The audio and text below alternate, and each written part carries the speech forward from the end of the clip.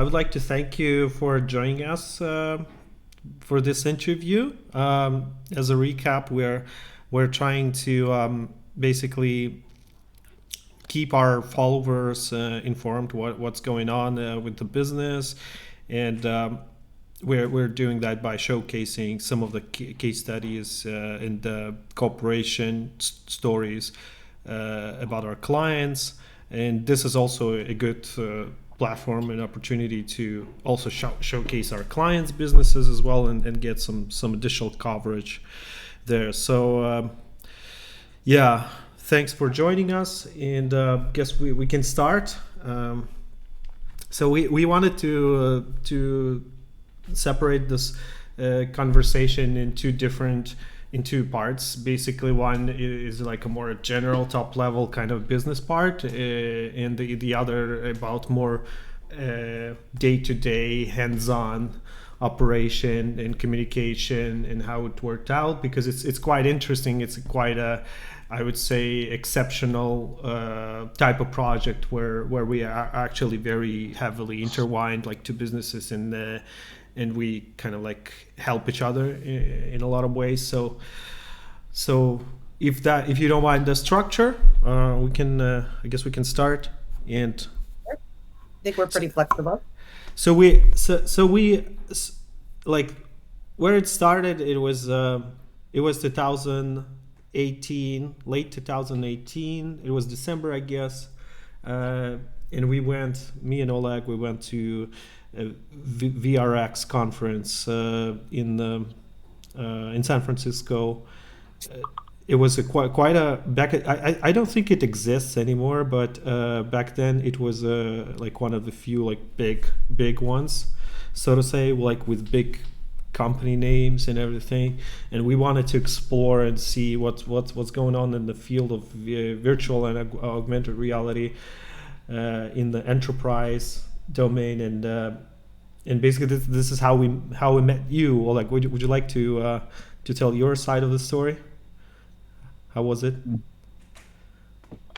Yeah, I remember meeting, I think, Ben in San Francisco on that conference. You had a booth. You showed one of your projects. So like we had speaking to each other, and that's pretty much it. Like we've exchanged contacts at some point, and I think in April you reached back to us. So Yeah, I think it was more like maybe February. So I had come on board in January as full-time. I had been working with PIXO as a consultant in 2018. At the time, you guys would have met Ben, but I was brought on to expand the operations. And so I'd used outsourced teams before, and it was the place I wanted to first explore, because there's labor shortages in the US when it came to Unreal developers. And in our area in the Midwest, we had everyone at that point working for us in our office, and there wasn't that many Unreal developers available. So we knew we had to come up with creative solutions to expand the team. And so we reached out to you because Ben spoke highly of his interactions with Oleg and Daniel. And so as a result, we started talking, and I think it took us a couple of months to figure out exactly what we might do. I think we started with art, but it took us a little longer to figure out what our relationship would be contractually and all of that. And then I think it was April when we, officially signed a contract and started working together. Yeah, that's great. Gene, do you remember what was the like the state of the market back then? Was it like, and maybe we could even dig a little deeper and see how, like at which point you guys have seen this as a like a viable opportunity. I know you already had a number of projects by that time. I think there was like a fall protection project. It was something more or less like constructor related. I'm not sure if you already have been working with the gas industry and GDI. Could you tell a little bit what you remember about that, like a state of the market back then of the VR training in enterprise? Sure. PIXO had been doing some console game and mobile gaming previous to seeing the opportunity in VR. So when the first headsets came out and our founder, Sean, saw them, he knew that what we'd been doing with in those game engines went in a 3D asset on a 2D screen was going to be completely a game changer once there was the ability to put a headset on and have an immersive 3D experience. So he shifted the business earlier than he sort of saw that potential and started to focus on the enterprise side of the VR space, knowing that once you could bring training experiences to life in a headset, it was going to change the way that people trained. So he was pretty early in the adoption of that, and we built a couple of modules in-house to kind of prove this out. And started hiring a specific team around that in the US. And those first couple modules were our fall protection and our hazard recognition in a warehouse that I think your teams have both touched at this point now as we continue to evolve those products. But those were just sort of to show people. They were sort of a beta, like here's what could be possible. And I believe our first enterprise customer was Consumers Energy early on. We did a sort of prototype for them, and they've come back around recently, and we're starting another project with them. And then Bosch and Ford, who we did some early stage training so that they could take it out both in the German market for Bosch, but also here in the US for Ford, and show their clients what was going to be the future of training. So in 2018, I think those were our initial projects when we would have met you. And then as we evolved into 2019, we were formulating our relationship with our partner in the gas industry and finding other use cases of people who were first movers when it came to sort of seeing that training. But it was early. Very few industries, very few companies were training in VR at that point. Got it. Yeah, it's very interesting how you transitioned from entertainment to an absolutely different domain, and I guess it was helpful with, like, your physical location was helpful because Michigan is famous for heavy machinery industry and everything, and Bosch is there and so on. So that was like a sort of a match made in heaven, maybe. Yeah, I'm not even sure how the relationships.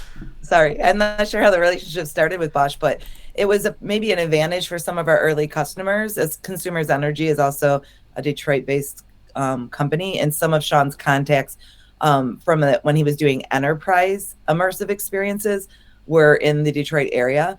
But from a skill set and finding the right resources, we weren't at an advantage. We didn't have that West Coast Silicon Valley or some of the tech hotspots that you'd find. So that's sort of where supplementing with your resources became a strategy that we undertook in 2019. Yeah. Thank you. I'm trying to keep track of the questions that we have. I'm not a professional interviewer. Sorry about that. Right. So, and how, like, if we talk about this whole business area, it's like brand new. I mean, I remember even in like at VRX, there were a bunch of people that for whom VR technology was something like mind blowing and new, that they have not even had like a good chance to try out what it is. And I do believe that even like up till today, there are people who have never yet tried it and so on. But it was interesting for us, for instance, like if you talk about our insights from that conference, that it was also very, very like early stages. So I would say like you guys and us, we were like much more like advanced at that time as compared to many companies presented there, like that they were just exploring, having an R&D department representatives there, just checking out how the things are going. We were talking to some guy from Boston Consulting Group. He was like so amazed. He was like all shiny, like, oh my god, there's so many cool things, but I have no idea how we're gonna apply that yet. so Yeah. so do you how do you feel this situation changed over like now 4 years later? Well, I think it's been a slow evolution when it comes to the enterprise side of things. I think that the acceptance and adoption of VR has grown. When you look at the Quest headset becoming readily available from a private commercial perspective in gaming, we now talk to people who they may not have been in a headset, but their teenage son or daughter has a headset.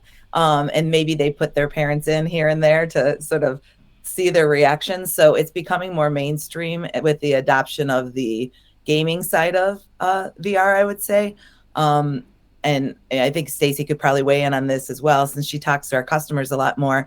But almost everyone, I think at this point, at least knows what a headset is. And if they haven't been in it, like I said, they know someone close to them who has.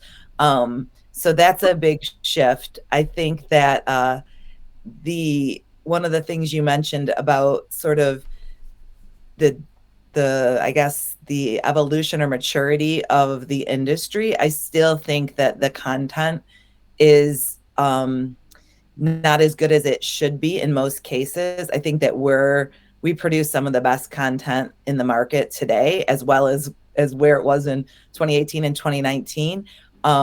And that one of the reasons why people come to us is not just for our enterprise solution, but for the content itself.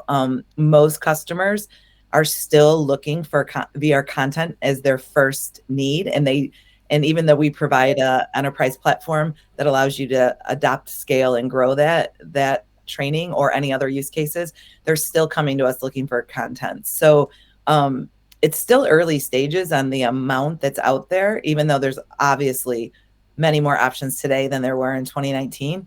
And I think that's one of the reasons why quality and that learning experience and that training experience are so important to us, is that we always stay at that top tier of the training experience that you're getting. The more realistic in life like it is, the more it will be adopted, and the better the training experience and the more learning that happens, and the more efficacy there is in that training, then the more adoption and use that will happen in those companies. So we're still at an early stage. I mean, even though we're much further along than we were 3 years ago, many large companies are still proofing this out.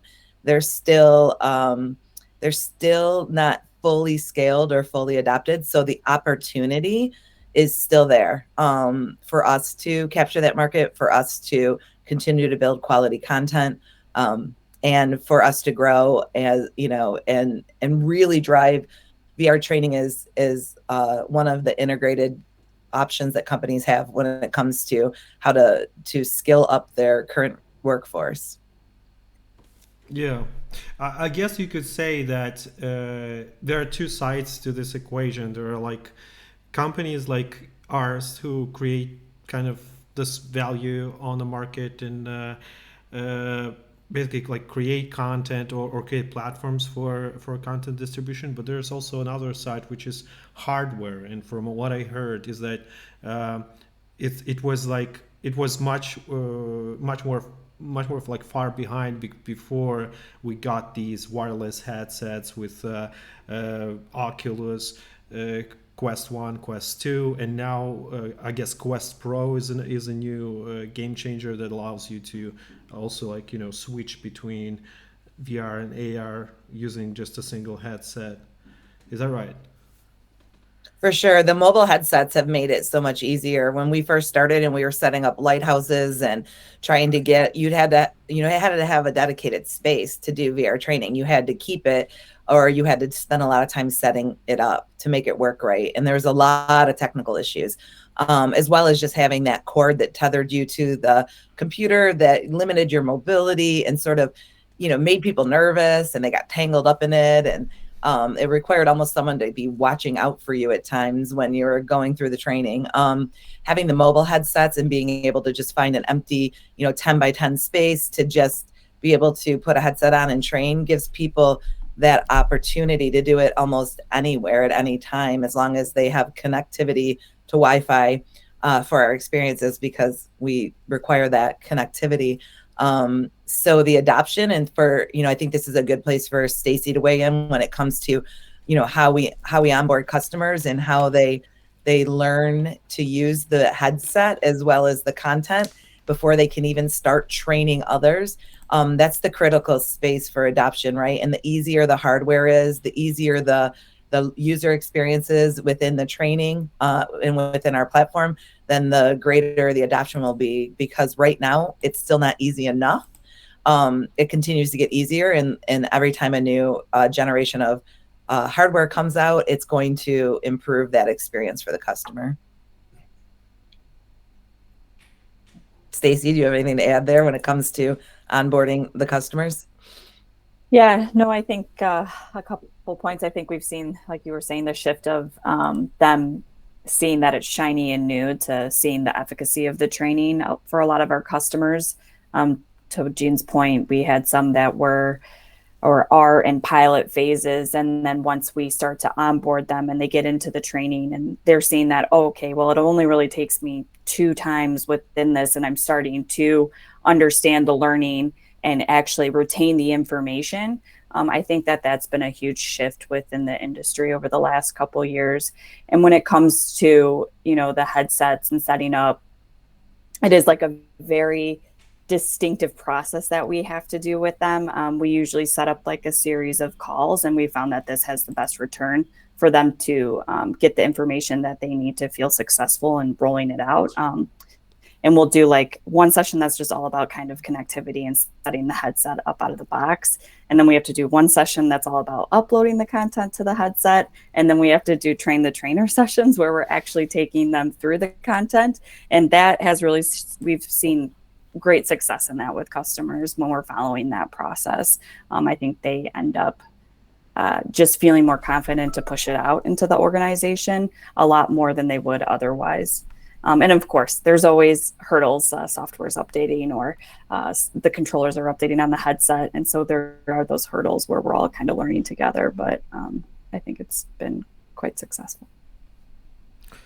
A quick specification, it's not within our original list, but it's something that I think the viewers and readers would be interested in, because like as we are talking about the market itself in general, like a broader picture of the market, and we have touched that there are us or companies like us that produce the content, and they're like hardware manufacturers like Meta or is it ByteDance? ByteDance that does ByteDance the now. right? Yeah. So do you feel like what I have a feeling that Meta, despite like it does invest a lot and it does shape like the future of the VR market. I feel their main incentive is still more of a kind of like as an entertainment product. What is your take on it? Like, I mean, I guess you were at some point you were trying to maybe communicate with them or reach out with them. What is your feeling? Do those like big players have this enterprise on the back of their minds as a big solid foundation for the development of VR technologies in general? I mean, it's hard to know exactly what they're thinking. I think that Meta is probably has for sure an enterprise strategy, but I agree with you that they're starting with the consumer, and that their main point has always been consumers more than an enterprise solution with all of their platforms. So that's sort of their comfort zone. That's sort of where they're starting. And because of their size and scope, they're not as easy to work with for an enterprise solution and for integration as some of the other headset manufacturers are. So we have been recommending, PIXOs and HTC Focus headsets for a while, because our solutions just integrate nicely with those, and we get better collaboration and communication. So while you can never count out anyone, and that's one of the advantages that we have, is we're device agnostic. And as your team knows, we build most of our content for many headsets, much to the QA team's probably dismay. But at the same time, we have to stay open and flexible, because in an emerging market, you have to keep your options open, and you have to design your products and your content to work across multiple platforms. So we're paying attention always. We'll be getting one of those Quest Pro headsets to figure out, what that is and if we should be recommending it. And we'll be looking at the Apple device that's coming out as well, because every time something new comes out, it's important that we adapt and are ready for it. And we believe that while VR is really high priority today when it comes to enterprise training, that AR is not to be left out, and will also be extremely important in the evolution of training and immersive experiences, as well as a headset that can do both, being obviously just a great investment for an enterprise. Yeah, I agree. Thank you. Thank you so much. I find this thought of us being on the very bleeding edge of the technology is I find it very flattering. So I have another question in terms of the domains and applications. So previously you were focusing a lot on construction and oil, gas, energy domains. Do you see any shift in this in the demand? Do you see like other companies from other domains getting like interest in this, like, I don't know, maybe sports or something else, education? Yeah, I mean, we continue to see new groups that show interest, new segments.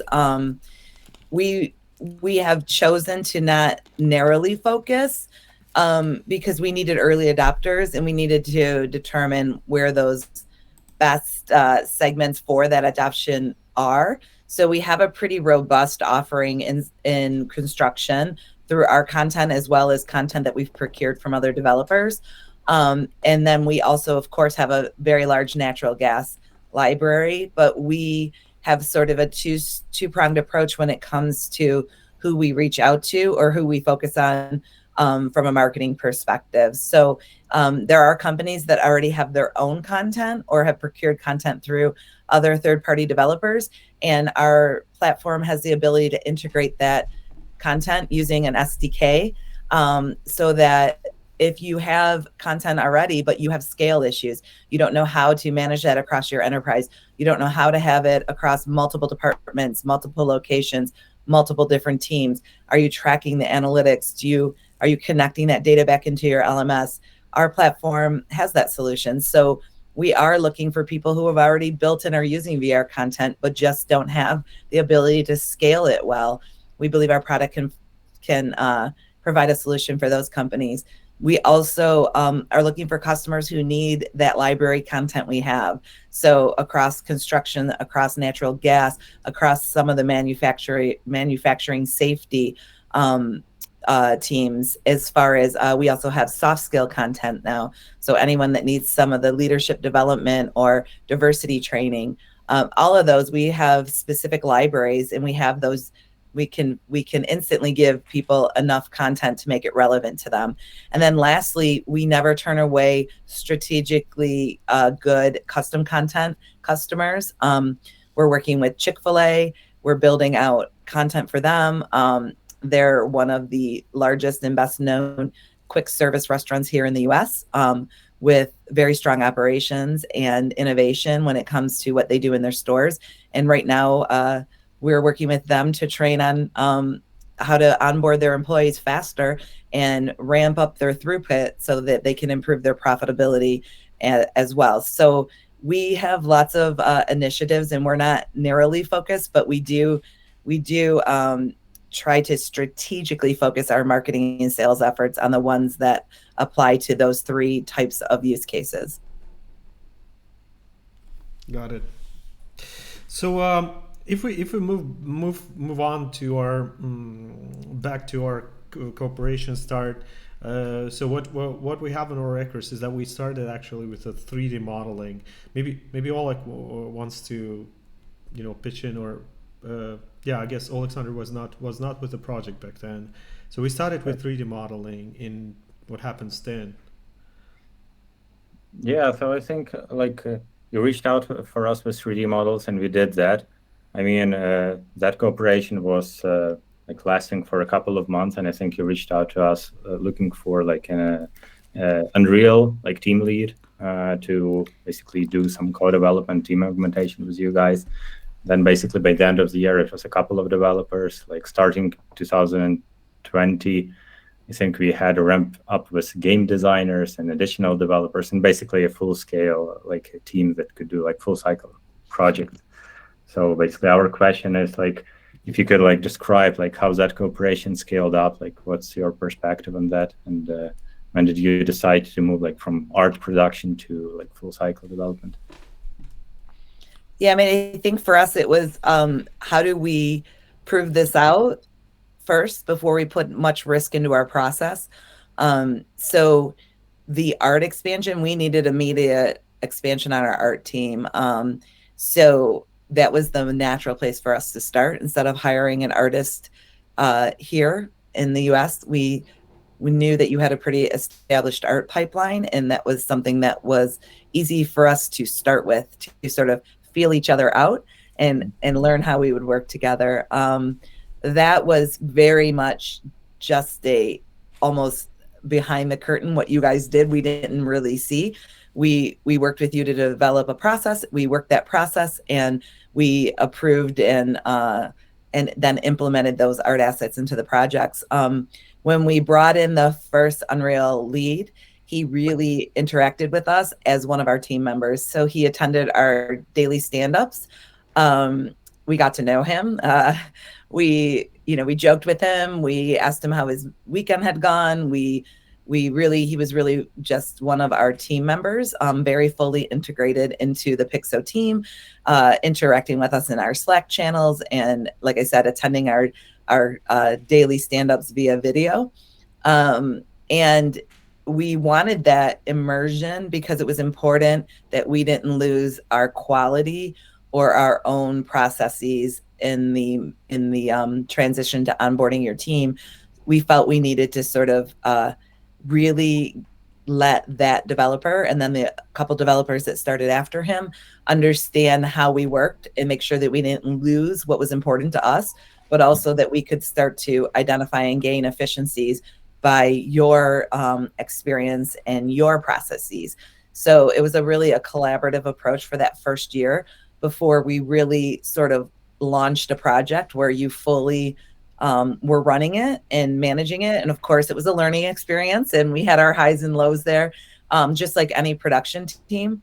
But that sort of slow immersion is, I think, one of the things that got us comfortable with it and allowed us to ramp up effectively with you. And I think Stacy probably has some more comments on that as well. She was pretty much by that point running the production team and involved in the day-to-day of how that sort of transpired. Yeah, I think we, like Jean said, started small with the art, and then as our book of business grew, needing to have those resources and integrate them more. And then it was, how do we optimize? How do we, at this point, we had a lot of projects in the queue, and it was, how can we do it faster? Where is it becoming a bottleneck? Does it make sense that, okay, now they get a designer, now they throw on a project manager, and how do we, how you guys project manage is slightly different than how we do it in ours, and kind of just bringing all of those together to make it quicker, better, more efficient. I think there was like that turning point with the amount of projects, and realizing that it made sense at that point to just bring on your designer and your project manager to help us with deadlines and efficiencies that maybe were lost with having the in-between or back and forth. So yeah, Like, do you feel that like sharing like our experience, like you have yours, like how you did the models, we had our like maybe some different perspective like on management and design style. So do you feel like basically both of those like experiences like helped to make the better project that we had? I do. I think that our teams got to learn a lot from each other as well in terms of style or how we had done things previously or how we plan to do them in the future. So I do think that having those different perspectives helped make everything more successful for sure. Cool. We actually like counted like over the last like 3 or 4 years, we made like over 11, I think, full cycle projects for you guys. So quite a lot.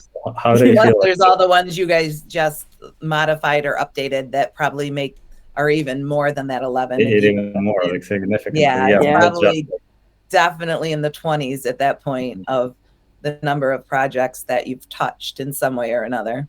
yeah, but that's like 11, like just from scratch. So my question is like, how do you feel that affected the Apex platform? Well, having more content is obviously huge for us. The if you only have 2 or 3 pieces of content to choose from, you're not likely going to put a full scale investment into a platform. So having that available library content was a big opportunity for us to bring on smaller companies or companies that weren't ready to invest full scale into their VR training. And it's allowed us to pull those people through the adoption curve.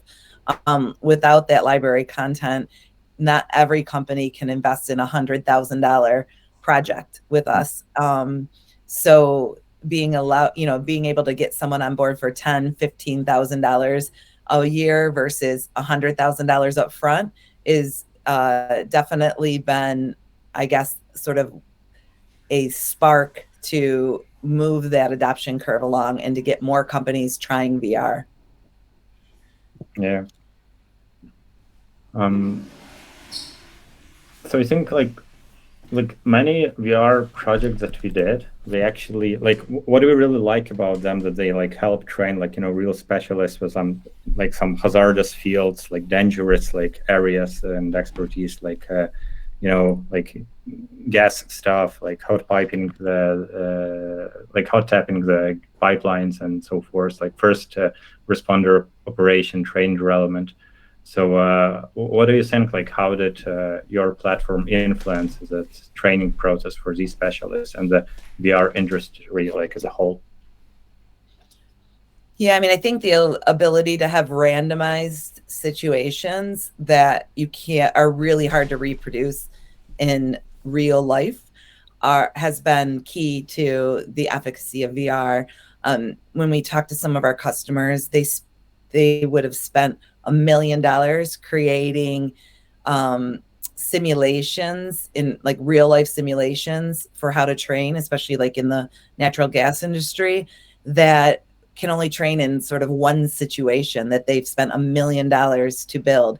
With our solutions and being able to randomize that, you can probably have thousands of unique situations come up in a training experience, and allow for them to see things that they'll probably never hopefully face in real life.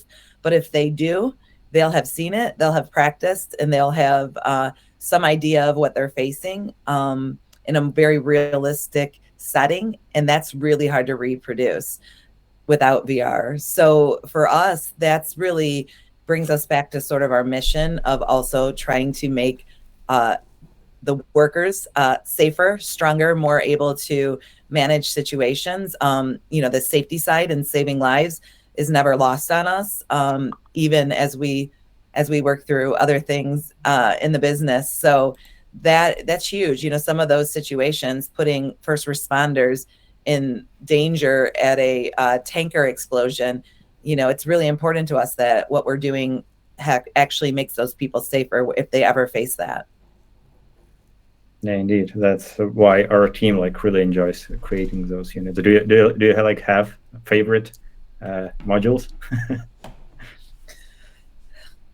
I mean, everyone likes our Fall Pro module because you fall and it feels very realistic. It's one of those ones that you can easily use to show people. But when it comes to what you guys have worked on, I mean, I think I think those first responders ones are pretty amazing with the fire.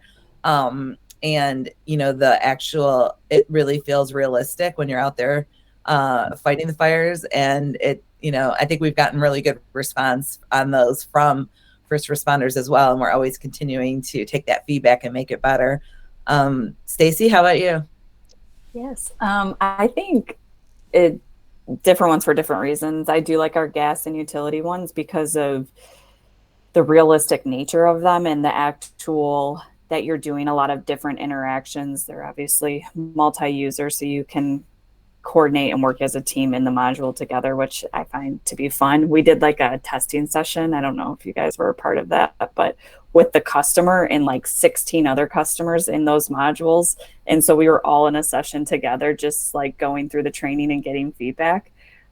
So that was a very cool experience. It makes it one of my favorites. And then I think some of the other ones that incorporate more of the like, this is how you do it, and then you're going to go and get assessed.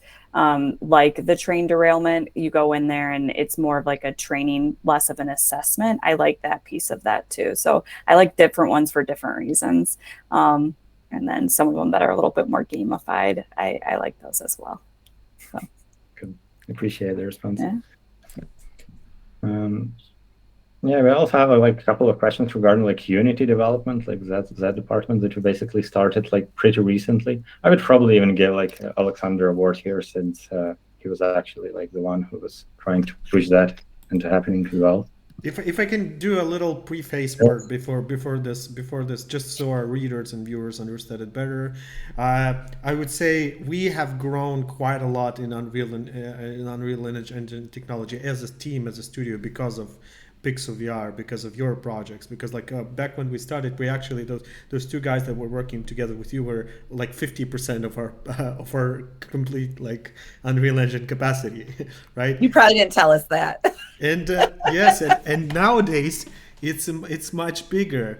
And even though the Unreal technology is a very promising technology, and in the field of VR and games and the Epic games, they do a tremendous amount of effort to promote their technology to other domains other than games, to like manufacturing, you know, and everything else. But at the same time, it's still quite a niche technology, like a specific, since we're borrowing resources from gaming as well, because the pipeline of the development of VR training experiences is the same. We kind of had to find this type of talent. It wasn't so easy. Basically, this is one of the reasons why we're having a Unreal Engine training center nowadays that we have launched, and we're finishing our first course. So at some point, I remember there was a problem really with like there was a need of talent, and we wanted to diversify in a way. So I guess this originally it was like it came from us a couple of times, like this proposal. How about we try with Unity? Because Unity back then, it was a much more, and it still is, I guess, like in terms of the talent, it still is like a much more I would say like a popular game engine as opposed to Unreal. So and with having said that, I'm passing the word to Alexander. Yeah, like I remember a few years ago there was a quite interesting project, and we didn't have capacity to make it on Unreal. So and I remember that we offered you to open the Unity development direction to provide a little bit of talent diversification and a little bit of flexibility. Can you tell us how this new stream affected your company, and did it bring any value? Sure. I mean, when we started, Unreal had, I think, advantages over Unity when it came to the VR development. They had more things built into the engine that made it easier and better. But Unity's come a long way since then, and really, caught up when it comes to what they offer as well. So we were open to that. One of the disadvantages was that a lot of our internal tools had been built in Unreal. And so when we started a project, as you know, we already started with some of the features of our projects built into our original project template, which became the base for an SDK. And that then had to be built out into the Unity side of things. So it was an investment to transfer into Unity. And as a small company, sometimes making that kind of an investment is a leap of faith. But we saw that you were struggling to fill our needs with Unreal developers. We were struggling to find them locally or in the US as well.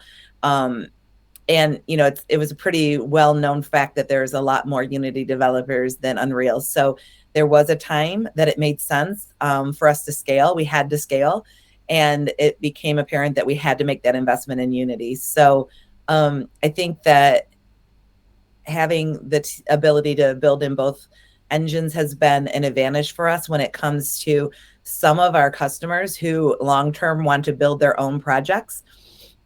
They will eventually staff up and hire Unity developers on their side and use our SDKs and our other project tools that your team has helped us to develop to be able to create their own content. As the market evolves, we believe more companies will make their own investment in that. And then we can keep up our SDKs and our other tools that allow them to do so and put their own content directly onto the PIXO platform. So without that evolution into Unity, we probably wouldn't have attracted some of those customers that we now have that eventually on the roadmap will build their own content, but for now are still using us for their content development.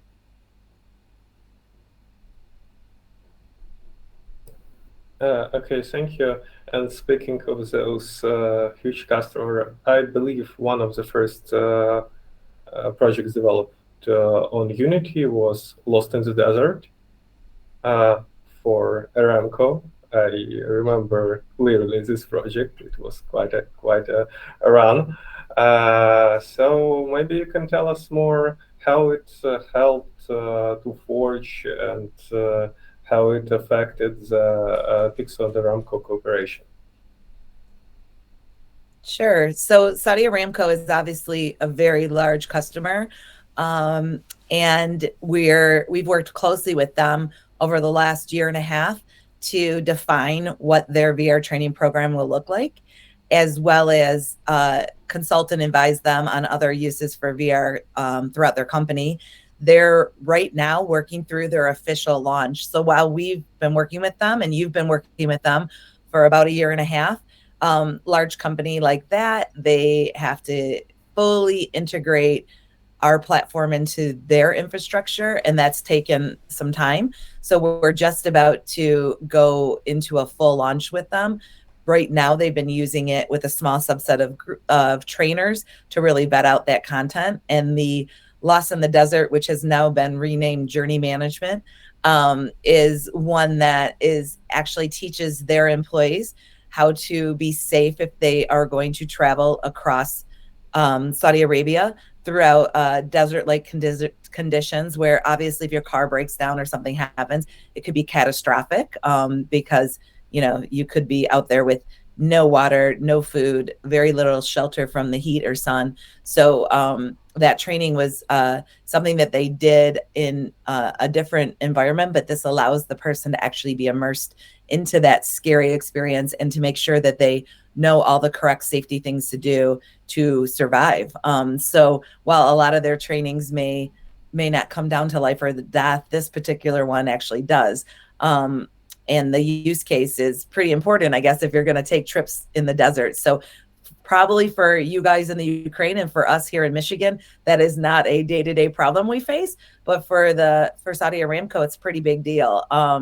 So, Stacy could probably talk a little bit more about their actual training rollout and implementation and our relationship with them, because she also happens to be the key customer success person on that account. Absolutely. So I think for Aramco, obviously content we're talking about the market and what drives our customers. And Jean had mentioned that it's content for Saudi Aramco. That is a huge component to them rolling out and their success. They are always continuously looking for new content. So when we were able to build journey management along with altering some of the other modules that we already had to fit their needs, it just kind of helped cement that relationship a little bit more. And we talk with them on a weekly basis, and they're always, interested in us finding more content or them building more content. So I think for them, content is first, and then they have all the platform requirements, as Jean was mentioning. But their plan is, we actually just onboarded them today to our back end of the platform. So they're going to be rolling out to a larger group of trainees in different departments that will be segmented into groups, and then they will be kind of measuring those results within those groups, depending on they kind of want to categorize it by category, or categorize it by training. So like safety would fall into one, soft skills would fall into another, and so on and so forth. They have some other types of training that they do. So that's how they're going to be measuring it and determining its success. So in the next couple of months here, we should start to get some really good results from them. Understood. Thank you for your answers. And overall, what is your opinion on giving third-party partners more responsibility and technical leadership over a project? I think it's a fine line. We want to be as productive and optimized as possible, but we also want to keep some of that technical expertise within our company. So it's really important that we figure out how to align your strategic leadership, your technical leadership with ours, and have a lot of communication and sharing of knowledge and ideas and innovation. I think that's a place that we can probably expand and improve. We have leaned on your team exclusively in many ways on the technical side because we made some changes in our staffing about a year and a half ago to reduce the team size on our end and put more of that onus onto you. And it worked out really well for us in that time. But one of the things we realized is that we need some of those developers on in-house as well. So we'll be expanding our team in the near future to bring some technical leadership back onto the PIXO side. And I think the next steps in our evolution is to have that tech lead be very close to some of your technical leadership and develop a relationship so that as we grow in ideas and strategy, you are growing, and then vice versa, that we're learning and growing from what you see and what you do. Because what we can't do is lose that edge or give that all away. So I think that's the next evolution, is to kind of come back a little bit from fully autonomous on your end to having a little bit more of a connection point to the strategic technical leadership on our side. Understood. Thank you.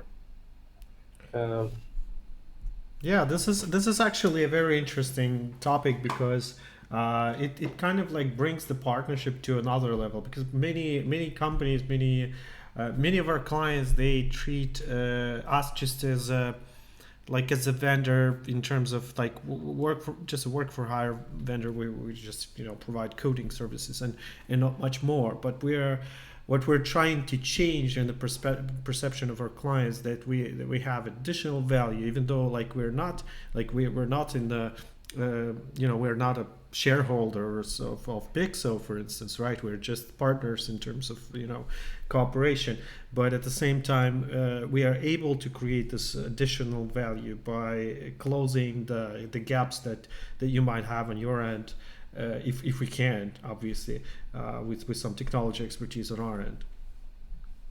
Yeah, absolutely. I mean, I think that we see you as an integral partner and not just a vendor. I think that just as a parent, when you're working with people on a daily basis, you're talking with each other through Slack, you're meeting on video calls. For us, we consider you all to be part of our team. We consider the developers that work for us, even though we don't see them as much as we did in the early days where we knew each developer, or we now maybe don't know them individually, but Alexander and Oleg and others are in day-to-day meetings with our team. So that connection point is there already, and why would we not try to figure out the way to leverage it so that both sides can optimize what they learn and acquire from each other. I think that's the sign of a true partner, when we try to look for what's good for both of us and work towards that is a goal. And I think that's how we want to treat all of our content developers, partners, customers, that this is a growing industry, and we even have who people would say is our competitors that have now put content onto our platforms. So we really believe that when we're all working together, we're going to make the VR experiences better, and we're going to drive adoption by working together. And that's fun, like to work in an industry where you don't necessarily see everybody as competitors, but you see people as sort of partners in getting to where we want to take this industry. So obviously with you guys, that's a given because we've been working together so long. But even with other content developers out there, if they have good VR content, we're helping them integrate it onto the platform. So and we're learning from each other and making the content and the training better for all of the customers that we have today and then in the future. Yeah, wonderful. Thank you so much for these kind words. Yeah, so actually I wanted to squeeze in another one, not from the list, it's just from sparked my personal interest. So as I mentioned, we had started growing our Unreal Engine capacity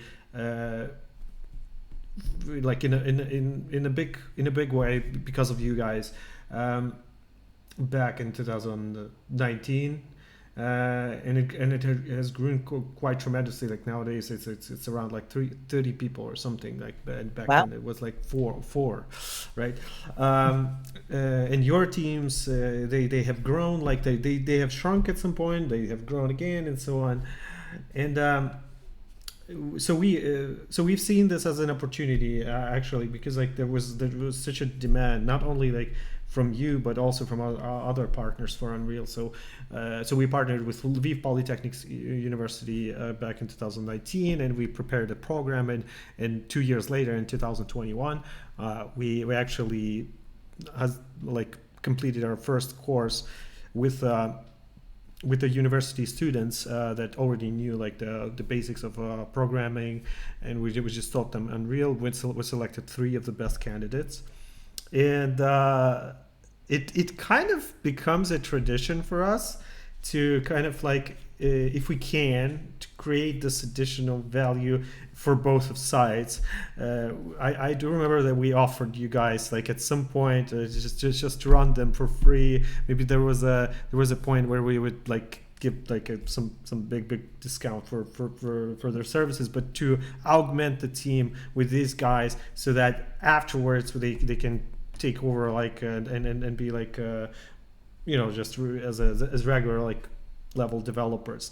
Do you remember anything about it, and could you tell if that was if their help, like usually those are guys that we just hey, go ahead and fix some bugs, and they go and they do that, they do something that basically like a mature senior level developer doesn't really want to do, some sort of like a monkey job in development, finding bugs in the common code and trying to fix them. So my question was, do you remember this, and did you feel like any benefit from it? Because we actually are going on. We received the mega grant this year from Epic, and we're spending it on the fully fledged training center, and we're about to graduate our first our own, like the first group of our own center in December, basically. just in a week, in about a week.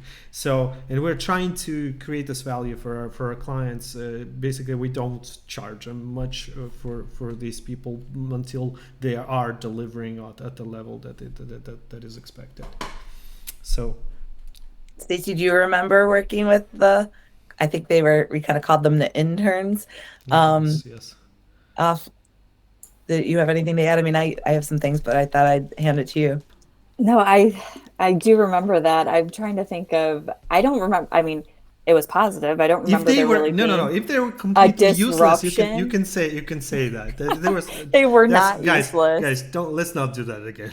I think Alexander knows best. I think this actually tells you how far we've come in how we work, is that from a day to day, we don't know exactly how each developer is doing, because I mean, maybe we know more now that we've integrated some time tracking things and some ideas, but really we're trusting that whoever the project manager is at the time is managing those resources. I mean, we're grateful. I think that from a theory, I love it, because I did something similar to this at one of the previous companies I worked at, where we couldn't find enough of a resource that we needed due to some economic downturns here in the Midwest, as well as, just a general, back in, I'd say 2009, 2010, a lot of people in the Detroit area left because there was an economic downturn. So we had a specific skill set that we didn't have anymore in our city. And so we built out a little program very similar to what you were doing. We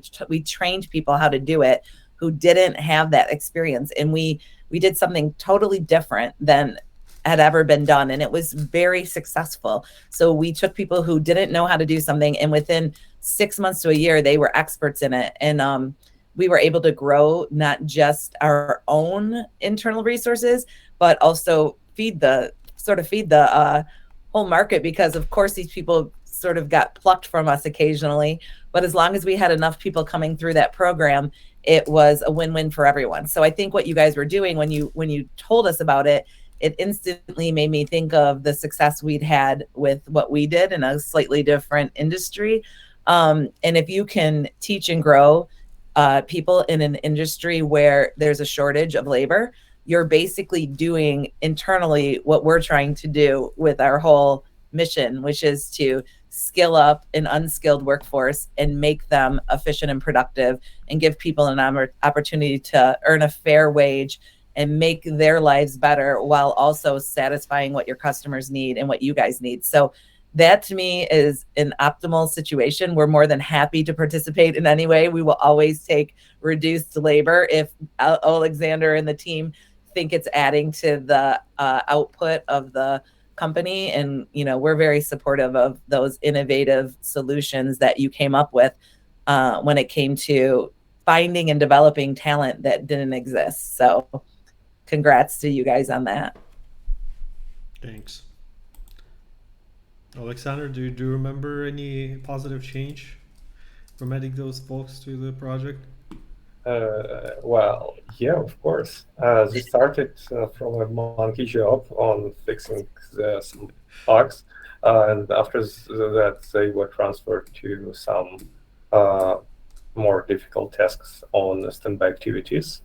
I believe it was the last project for GTI that we were fully developing. And after that, they were transferred to. Oh no. After that, they had to leave. They left us and returned, and basically and basically developed the whole scenario. It was hazard recognition for Ramco. It was done by those former students that we hired.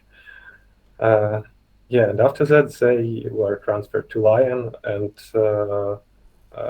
made a first phase of this project. So they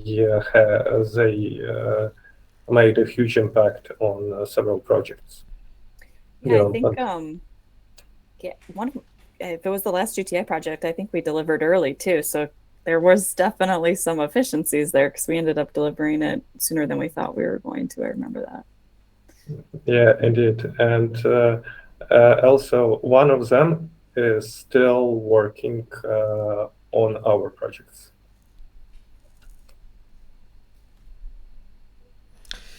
Okay. I guess we're actually almost clear with our questions. We have just a couple more in our pipeline, and so I'll start with this more broader one.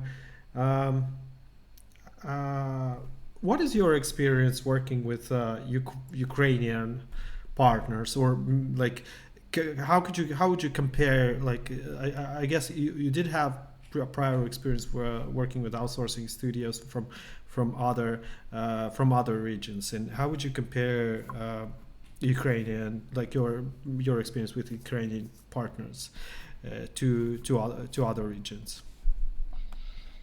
Well, I think when we went into it, I was a little bit concerned about the time zone. And historically, I've worked with outsourced partners that tend to be pretty similar in time zone. So we had looked at Central, South America for most of our outsourcing because it was important for us that we keep communication times and that we don't lose a full day by someone, responding at the end of their day, and then that team is sleeping, and then by the time they come online, we're missing, good chunks of time. Sometimes it would be 24 hours before we had a resolution to a question. But your team from the beginning was very flexible. We sort of, I think, I'd say we adjusted to the timing of trying to be considerate of when your day was done. But the team's always been willing to answer. I know that Oleg particularly sometimes answers me when he should probably be sleeping. But, we don't expect that, but we appreciate it, of course. And then I just think there's probably, you would say, many cultural differences, but that doesn't show through on our side. I think you accommodate to our culture as much as you can. And we don't see that. We don't see the challenges. I think having the English proficiency is high on the team. That's obviously a huge requirement for us, so that there's not a whole lot of lost in translation conversations. It happens occasionally. I think adding design was probably the biggest test of that. And of course, we still have to do some proofreading and making sure that the designer's language transfers through to US English in that exact region or that exact company. So there's obviously quite a bit of nuance to that, but I think that that's not a major hurdle in any regard. So I would say that it's been really a great experience. We've overcome some of our challenges, and the willingness and cooperation that you've shown helped to do that. So I don't know if that's a Ukrainian thing or if that's just your company and your team, but it's, it's hard for me to judge all of the Ukraine development when I've only worked with you, but it's been a good experience. Yeah, actually, sorry. Go ahead. No, I don't want to. I was just going to say, I'll add a little bit more onto that. I think in being the face of the customer, something that I think was challenging, but it showed how we're more, partners than anything else, is that sometimes we would have to have those difficult conversations. And although we might not have liked what we heard, it ultimately made for a better end customer experience. Because if you guys would have just said, yep, we can do it, which some other vendors say, and then they, under deliver, over promise, under deliver, you guys are always, truthful with us and how things are approaching, or if something is getting behind a little bit. And that to me is invaluable, because if we're not presenting to our customers, truth, it's very hard to make them feel successful or, happy with an experience. So it's natural that those things will come up in project development. And so working with you guys, I think that I learned to appreciate, even though sometimes maybe I wasn't happy, that those tough conversations, which I think is great. Thank you so much, Stacy. This is actually, I wanted to add to that, and it goes both ways. It's what we also really appreciated in our partnership with you guys is that you were always very very considerate, very humane, so to say, like towards towards us as a team, very respectful as a partner. And even though, yes, we did have some ups and downs, we did have some hiccups at some points, and that we were open to go an extra mile to fix things if they're not working all right.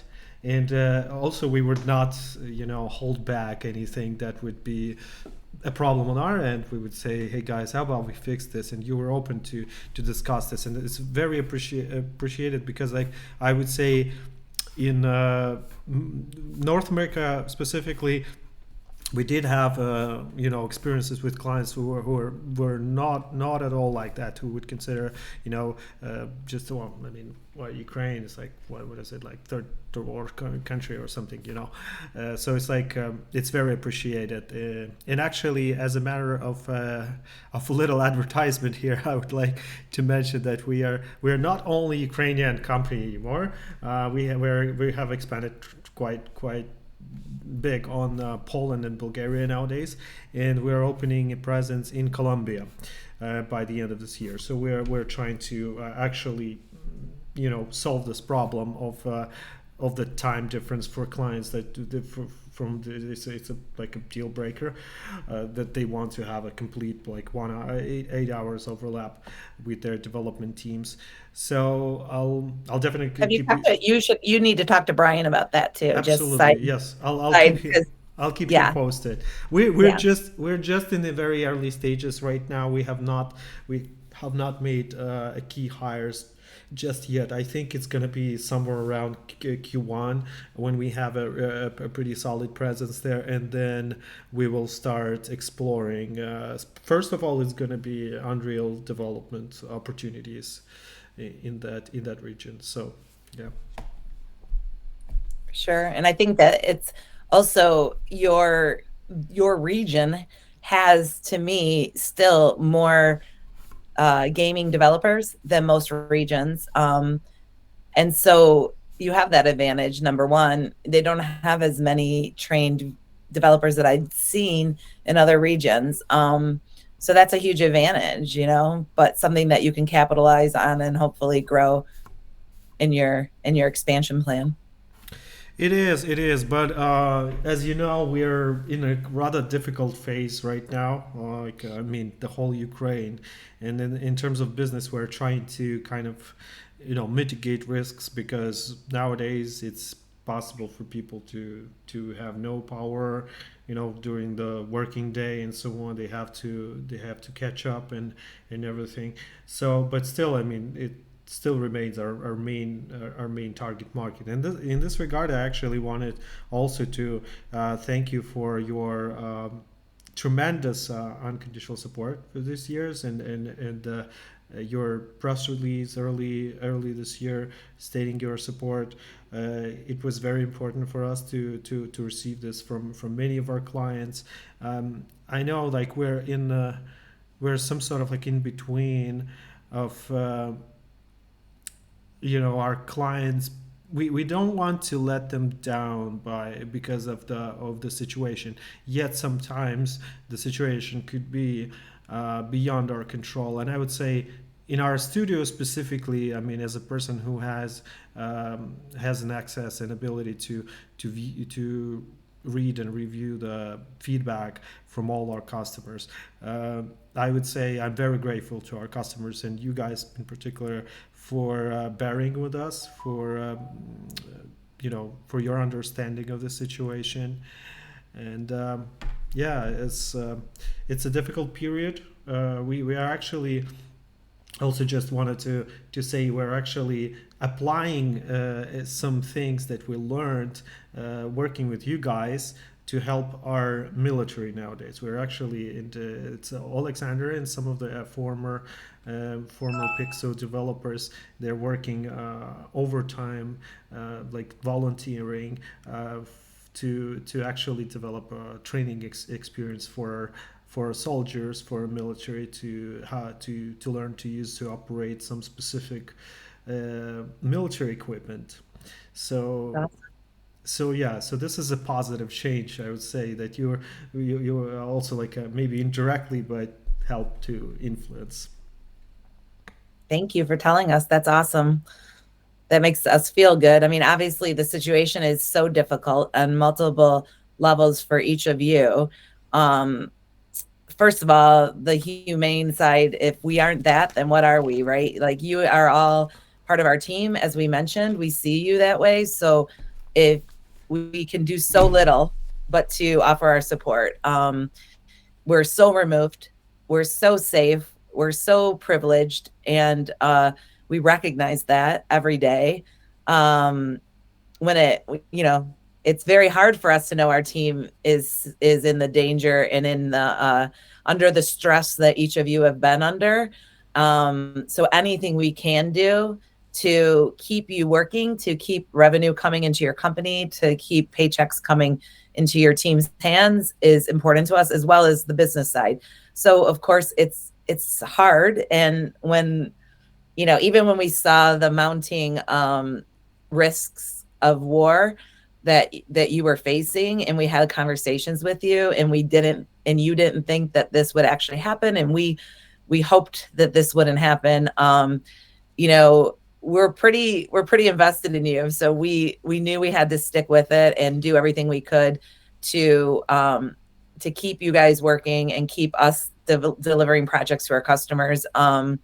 So the fact that you've been able to do that is, quite miraculous, and we're amazed, and we're in your corner when it comes to that. So we hope that this situation gets better for you. And if it does, then that will be fantastic, and we will celebrate.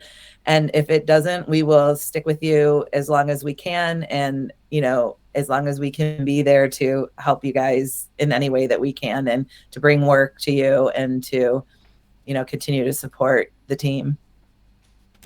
Yeah, thank you so much. That is much appreciated. I do understand that there are business implications. So of course, I mean, we're not here about like it's not a charity. If we at some point we lose the possibility to deliver services, then it's going to be a problem. But once again, this is the reason why we diversify. And second, I would say it's Ukrainians have shown the world a big deal of example of resilience.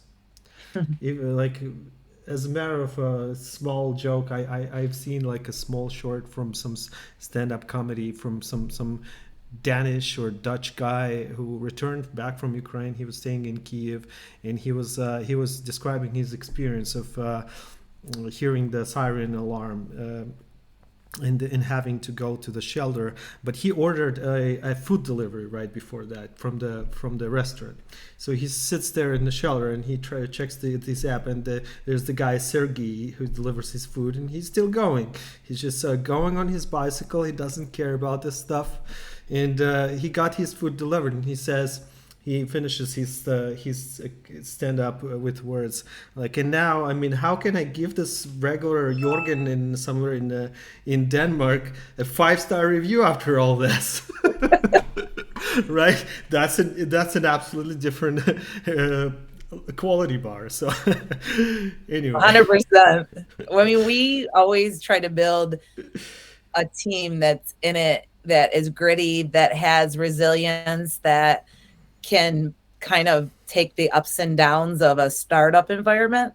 And it's not always easy to find. And then we have this team in the Ukraine, and we're on calls, and I hear the sirens go off, and it makes me emotional. They know I've gotten teary-eyed with them on the phone, because I can't understand it, and we can't put ourselves in your shoes. And it's amazing that, you can stay focused on PIXO VR's development projects when you're literally facing life and death situations that we cannot fathom. So while that's true, and it's a lighthearted way to look at it, there's just such levity and importance to what you guys are doing. And the fact that we are such a global economy, and that we spend our days talking to the Ukraine on video calls. I tell people in my family and friend circle that they're like, you're talking to the Ukraine in the middle of a war? It's like, yeah, we are. They're working. We're talking to them on a daily basis. I mean,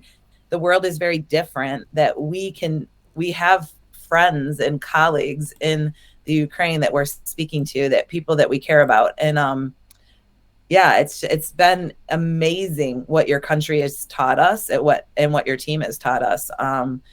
As I said, we're very privileged. We're very insulated. Our violence comes from within our country most of the times, versus from outside. And it's very humbling, to say the least.